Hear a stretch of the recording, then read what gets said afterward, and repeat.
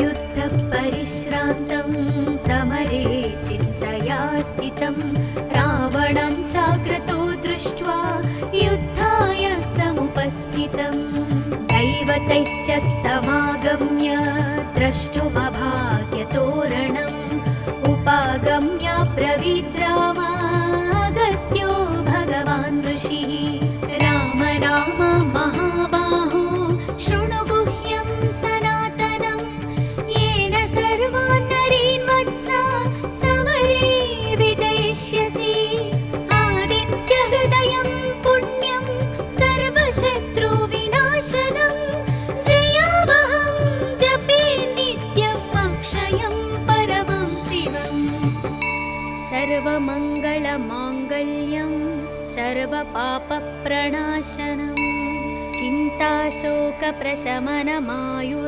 चिन्ताशोकप्रशमनमायुर्वर्धनमुत्तमम् रश्मिमन्तं समुद्यन्तं देवासुरनमस्कृतं पूजयस्व विवस्वन्तं भास्करं भुवनेश्वरं सर्वदेवात्मको ह्येष तेजस्वी रश्मिभावनः एष देवासुरगणान् लोकान् पाति गभस्तिभिः एष ब्रह्मा च विष्णुश्च शिवस्कन्द प्रजापतिः महीन्द्रो धनदत्कालो यमः सोमो ह्यपाम्पतिः पितरो वसवः साध्या ह्यश्विनौ मरुतो मनुः वायुर्वह्निः प्रजाप्राण ऋतुकर्ता प्रभाकरः आदित्यः सविता सूर्यः खगः पूषा गभस्तिमान् सुवर्णसदृशो भानुर्हिरण्यरेता दिवाकरः हरितश्वः सहस्रार्चिः सप्तसप्तिर्मरीचिमान् तिमिरोन्मन्थनशम्भुस्त्वष्टा मार्ताण्डांशुमान् हिरण्यगर्भः शिशिरस्थपनो भास्करो रविः अग्निगर्भोदिते पुत्रः शङ्खः शिशिरनाशनः व्योमनाथस्तमो भेदी ऋग्यजुःसामपारगः घनवृष्टिरपां मित्रो विन्ध्यवेधिप्लवङ्गमः आतपी मण्डली मृत्युः पिङ्गळः सर्वतापनः कविर्विश्वो महातेजा रक्तः सर्वभवोद्भवः नक्षत्रग्रहताराणाम् अधिपो विश्वभावनः तेजसामपि तेजस्वी द्वादशात्मन्नमोऽस्तु ते नमः पूर्वाय गिरये पश्चिमायात्रये नमः ज्योतिर्गणानां पतये दीनाधिपतये नमः जयाय जयभद्राय हर्यश्वाय नमो नमः नमो नमः सहस्रांशो आदित्याय नमो नमः नमः उग्राय वीराय सारंगाय नमो नमः नमः पद्मप्रबोधाय मार्ताण्डाय नमो नमः ब्रह्मेशानाच्युतेशाय सूर्यादित्यवर्चसे भास्वते सर्वभक्षाय रौद्राय वपुषे नमः तमोघ्नाय हिमघ्नाय शत्रुघ्नायामितात्मने कृतघ्नघ्नाय देवाय ज्योतिषां पतये नमः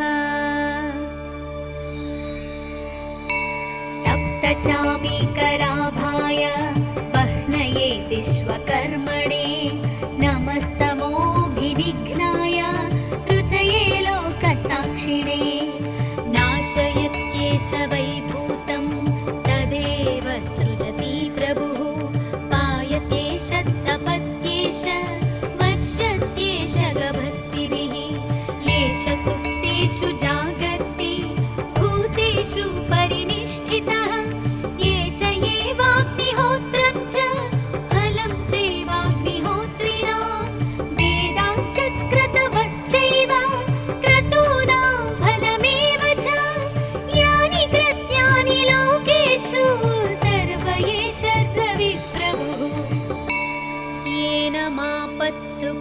सुखेषु कान्तारेषु भयेषु च कीर्तियन् पुरुषः कश्चिन्नावसीदति राघव।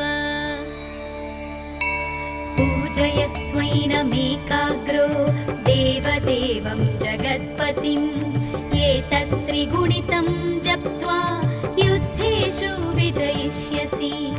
अस्मिन् क्षणे महाबाहो रावणं त्वं वधिष्यसि। एवमुक्त्वा तदागस्त्यो जगाम च यथागतम्। एतत् श्रुत्वा महातेजा नष्टशोको भवत्तदा।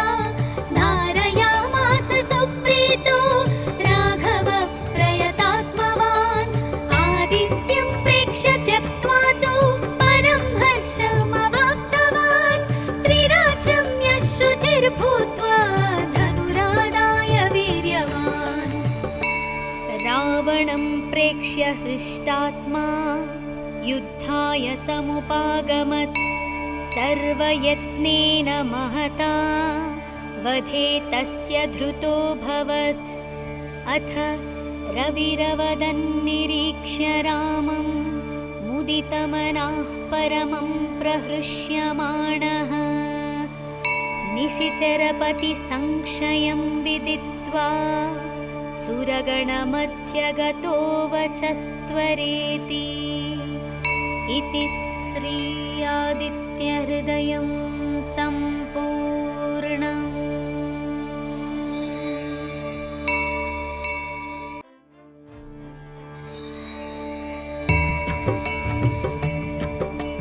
ततो युद्धपरिश्रान्तं समरे चिन्तया स्थितं रावणं चाग्रतो दृष्ट्वा युद्धाय समुपस्थितम्।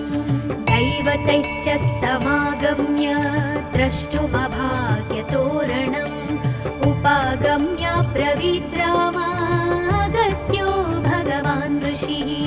राम राम महाबाहो शृणु गुह्यं सनातनं। येन सर्वान् नरीन् वत्सा समरे विजयिष्यसि। आदित्यहृदयं पुण्यं सर्वशत्रुविनाशनं। जयावहं जपे नित्यम् अक्षयं परमं शिवम्। सर्वमङ्गलमाङ्गल्यं सर्वपापप्रणाशनं। चिन्ताशोकप्रशमनमायुर्वर्धनमुत्तमम्। रश्मिमन्तं समुद्यन्तं देवासुरनमस्कृतं। पूजयस्व विवस्वन्तं भास्करं भुवनेश्वरं। सर्वदेवात्मको ह्येष तेजस्वी रश्मिभावनः।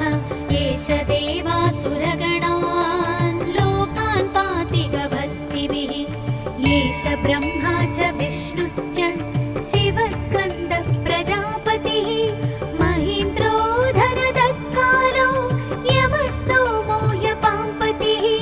पितरो वसवः साध्या ह्यश्विनौ मरुतो मनुः। वायुर्वह्निः प्रजाप्राण ऋतुकर्ता प्रभाकरः। आदित्यः सविता सूर्यः खगपूषा गभस्तिमान्। सुवर्णसदृशो भानुर्हिरण्यरेता दिवाकरः। हरितश्वः सहस्राचिः सप्तसप्तिर्मरीचिमान्।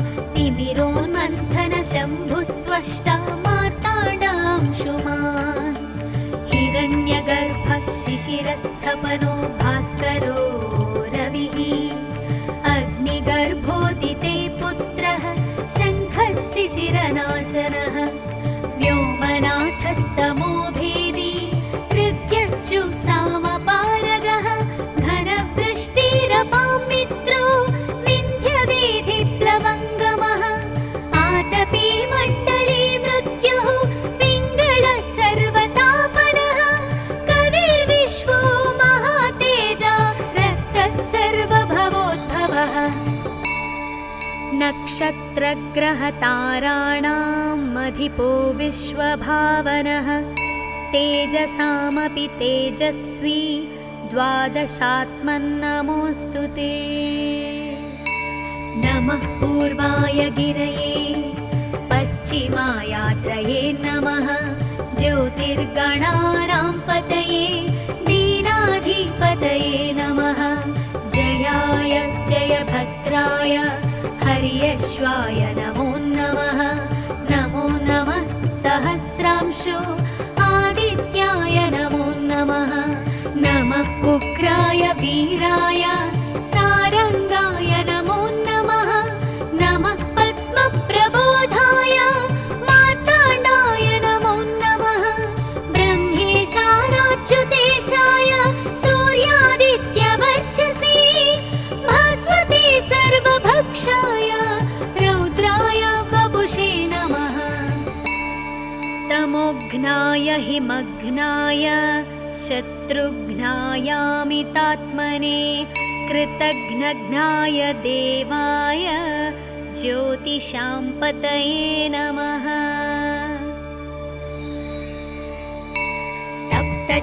तप्तचामीकराभाय वह्नये विश्वकर्मणे नमस्तमोभिविघ्नाय रुचये लोकसाक्षिणे।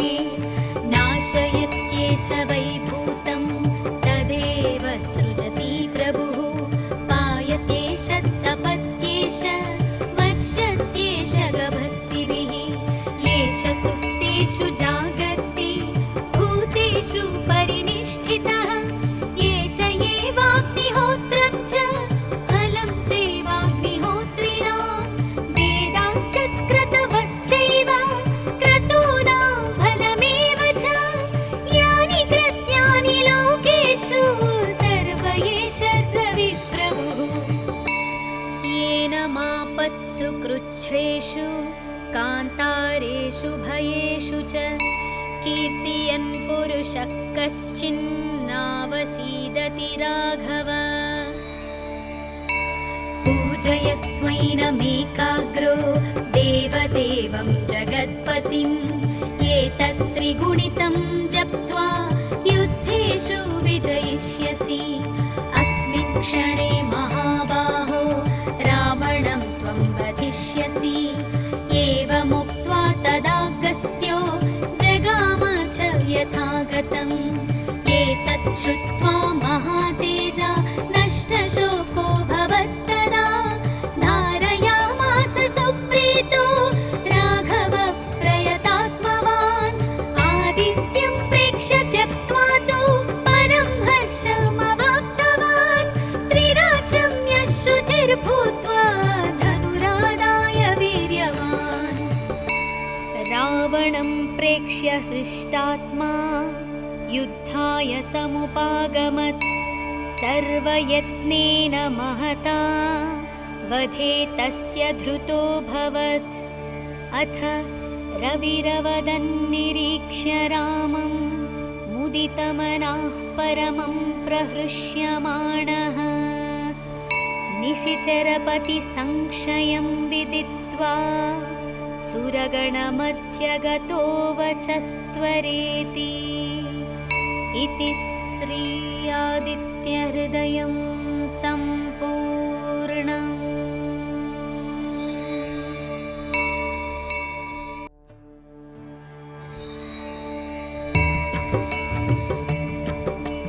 ततो युद्धपरिश्रान्तं समरे चिन्तया स्थितं।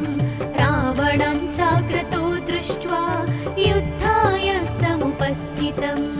दैवतैश्च समागम्य द्रष्टुमभाग्यतोरणम्। उपागम्य ब्रवीद्राम अगस्त्यो भगवान् ऋषिः। राम राम महाबाहो शृणु गुह्यं सनातनं। येन सर्वान् नरीन् वत्सा समरे विजयिष्यसि। आदित्यहृदयं पुण्यं सर्वशत्रुविनाशनं। जयावहं जपे नित्यम् अक्षयं परमं शिवम्। सर्वमङ्गलमाङ्गल्यं सर्वपापप्रणाशनं चिन्ताशोकप्रशमनमायुर्वर्धनमुत्तमम्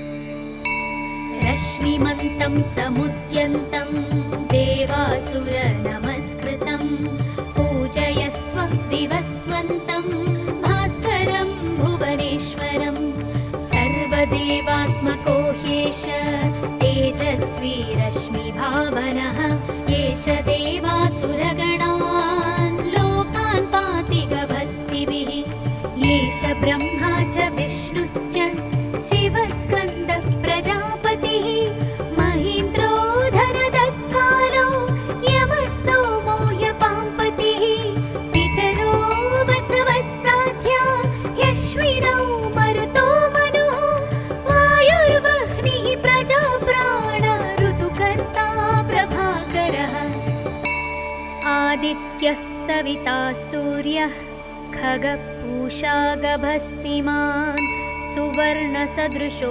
भानुर्हिरण्यरेता दिवाकरः हरितश्वः सहस्रार्चिः सप्तसप्तिर्मरीचिमान् तिमिरोन्मन्थनशम्भुस्त्वष्टा मार्ताण्डांशुमान् हिरण्यगर्भः शिशिरस्थपनो भास्करो रविः अग्निगर्भोदिते पुत्रः शङ्खः शिशिरनाशनः व्योमनाथस्तमो भेदी ऋग्यच्चु सामपारगः घनवृष्टिरपां मित्रो विन्ध्यवेधिप्लवङ्गमः आतपी मण्डली मृत्युः पिङ्गळः सर्वतापनः कविर्विश्वो महातेजा रक्तः सर्वभवोद्भवः नक्षत्रग्रहताराणाम् अधिपो विश्वभावनः तेजसामपि तेजस्वी द्वादशात्मन्नमोऽस्तु ते नमः पूर्वाय गिरये पश्चिमायात्रये नमः ज्योतिर्गणानां पतये दीनाधिपतये नमः जयाय जयभद्राय हर्यश्वाय नमो नमः नमो नमः सहस्रांशो आदित्याय नमो नमः नमः उग्राय वीराय सारंगाय नमो नमः नमः पद्मप्रबोधाय मार्ताण्डाय नमो नमः ब्रह्मेशानाच्युतेशाय सूर्यादित्यवर्चसे भास्वते सर्वभक्षाय रौद्राय वपुषे नमः तमोघ्नाय हिमघ्नाय शत्रुघ्नायामितात्मने कृतघ्नघ्नाय देवाय ज्योतिषां पतये नमः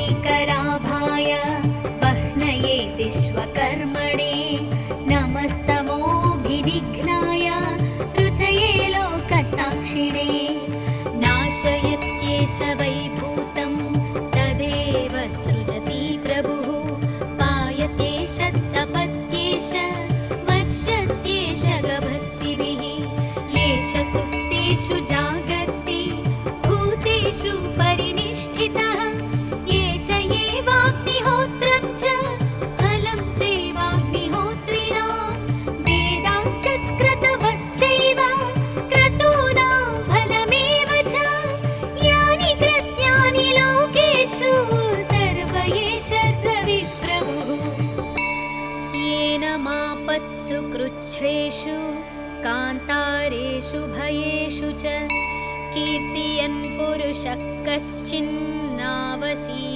राघव पूजयस्वैनमेकाग्रो देवदेवं जगत्पतिं एतत्त्रिगुणितं जप्त्वा युद्धेषु विजयिष्यसि अस्मिन् क्षणे महाबाहो रावणं त्वं वधिष्यसि एवमुक्त्वा तदागस्त्यो जगाम च यथागतम् एतत् श्रुत्वा महातेजा नष्टशोको भवत्तदा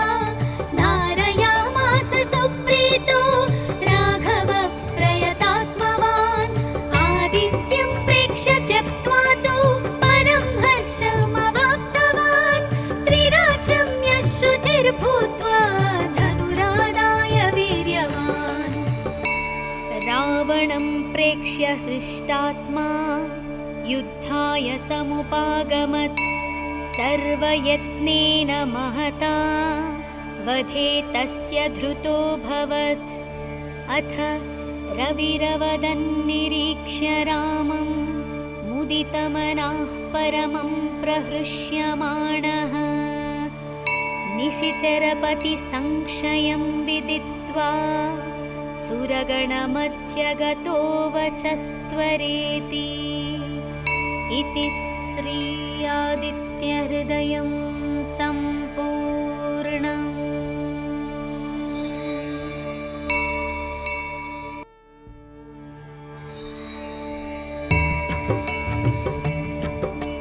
ततो युद्धपरिश्रान्तं समरे चिन्तया स्थितं रावणं चाग्रतो दृष्ट्वा युद्धाय समुपस्थितम्।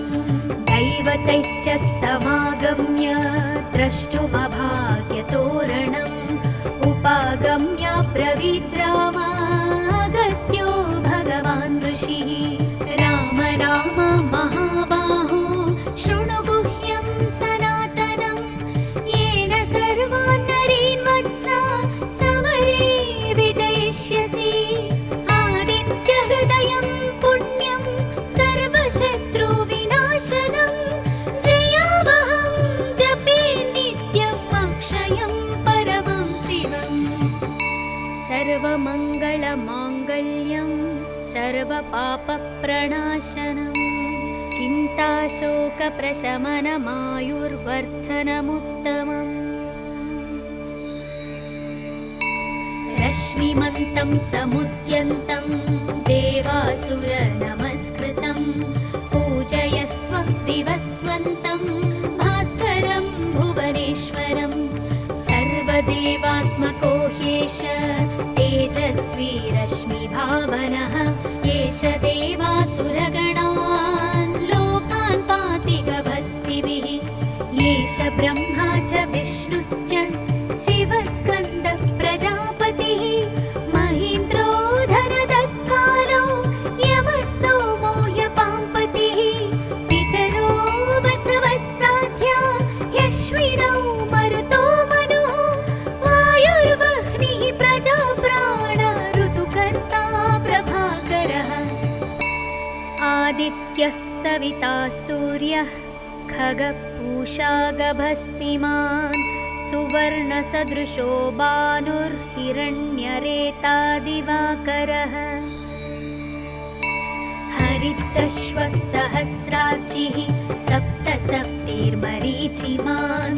तिमिरोन्मन्थनशम्भुस्त्वष्टा मार्ताण्डांशुमान्। हिरण्यगर्भः शिशिरस्थपनो भास्करो रविः। अग्निगर्भोदिते पुत्रः शङ्खः शिशिरनाशनः। व्योमनाथस्तमो भेदी ऋग्यच्युसामपारगः। घनवृष्टिरपां मित्रो विन्ध्यवेधिप्लवङ्गमः। आतपी मण्डली मृत्युः पिङ्गळः सर्वतापनः। कविर्विश्वो महातेजा रक्तः सर्वभवोद्भवः। नक्षत्रग्रहताराणां अधिपो विश्वभावनः। तेजसामपि तेजस्वी द्वादशात्मन्नमोऽस्तु ते।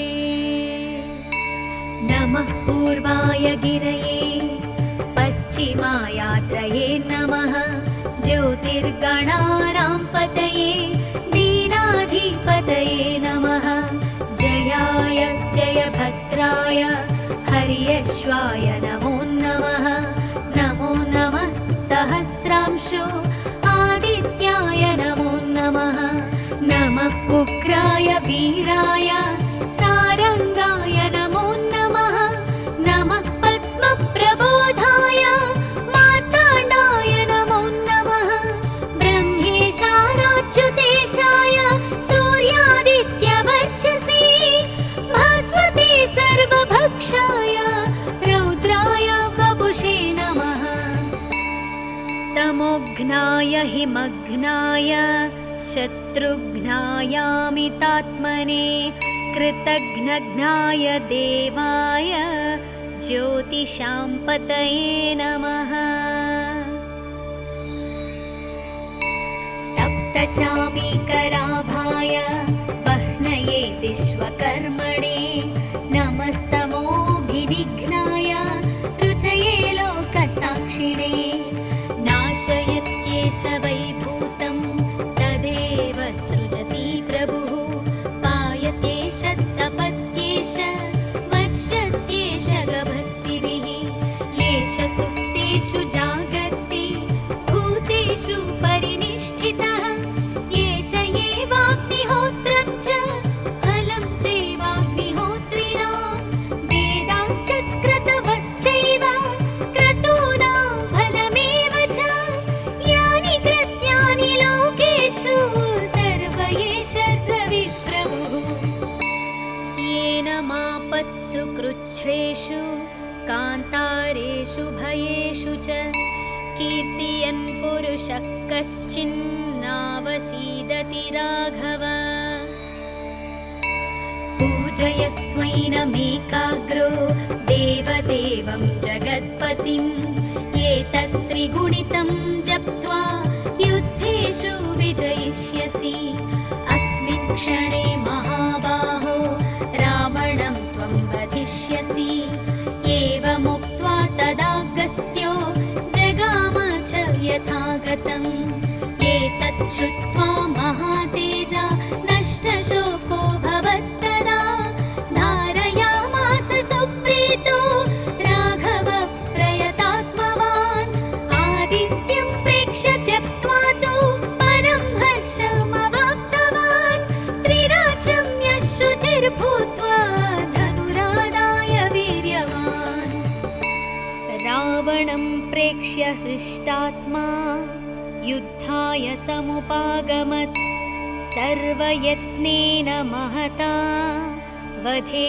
तस्य धृतोऽभवत् अथ रविरवदन्निरीक्ष्य रामं मुदितमनः परमं प्रहृष्यमाणः निशिचरपतिसंशयं विदित्वा सुरगणमध्यगतो वचस्त्वरेति इति श्री आदित्यहृदयं सम्पूर्णम्।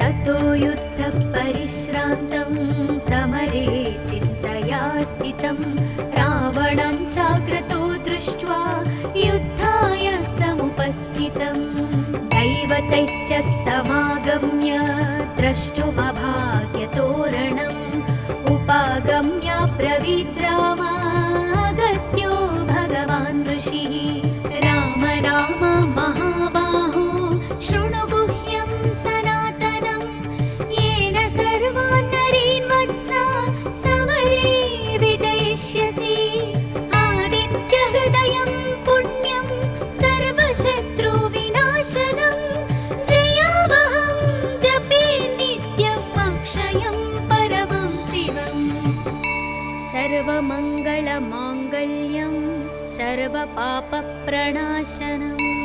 चिन्ताशोकप्रशमनमायुर्वर्धनमुत्तमम्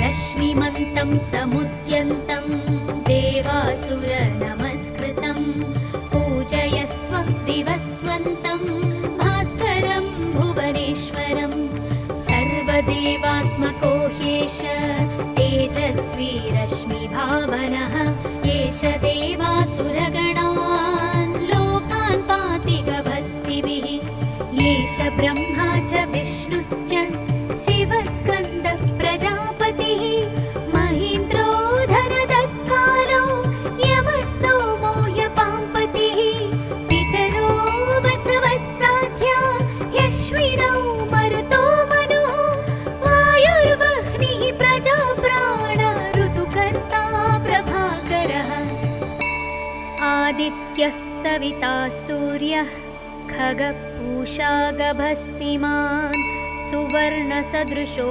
भानुर्हिरण्यरेता दिवाकरः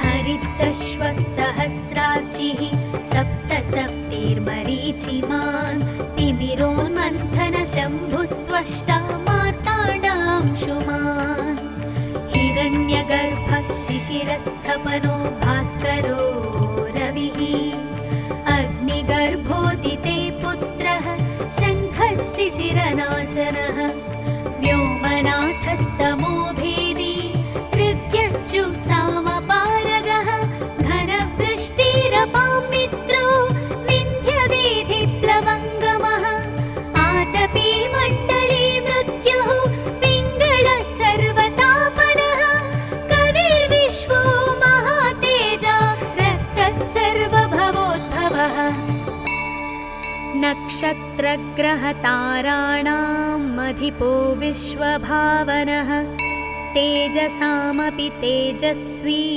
द्वादशात्मन्नमोऽस्तु ते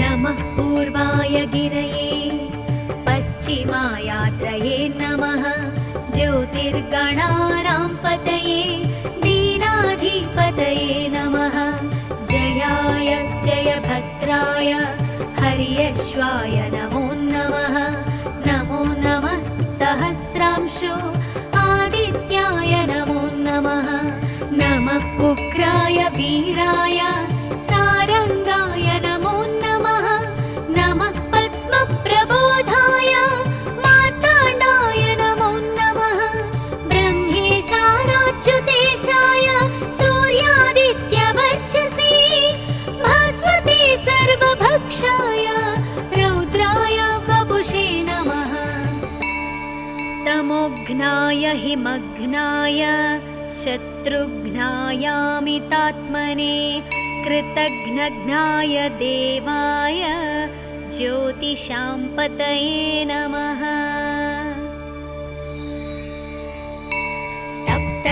तप्तचामीकराभाय वह्नये विश्वकर्मणे नमस्तमोभिनिघ्नाय रुचये लोकसाक्षिणे नाशयत्येष वैभूतं तदेव सृजति प्रभुः पायतेष तपत्येष वर्षत्येष गभस्तिभिः येष सुप्तेषु जागर्ति भूतेषु परिनिष्ठितः येष एवाग्निहोत्रं च फलं चैवाग्निहोत्रिणां वेदाश्च क्रतवश्चैव क्रतूनां फलमेव च यानि कृत्यानि लोकेषु सर्व एष रविप्रभुः येन मापत्सु कृच्छ्रेषु कान्तारेषु भयेषु च कीर्तयन् पुरुषः कश्चिन्नावसीदति राघव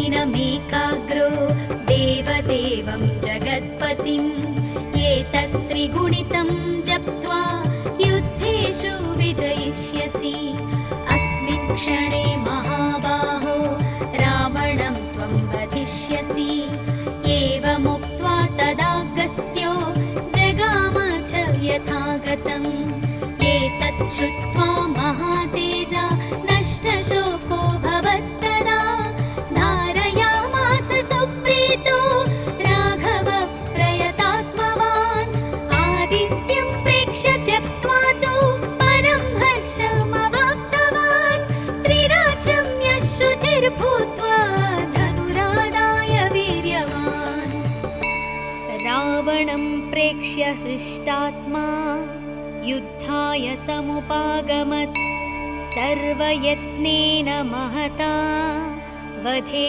तस्य धृतोऽभवत् अथ रविरवदन्निरीक्ष्य रामं मुदितमनः परमं प्रहृष्यमाणः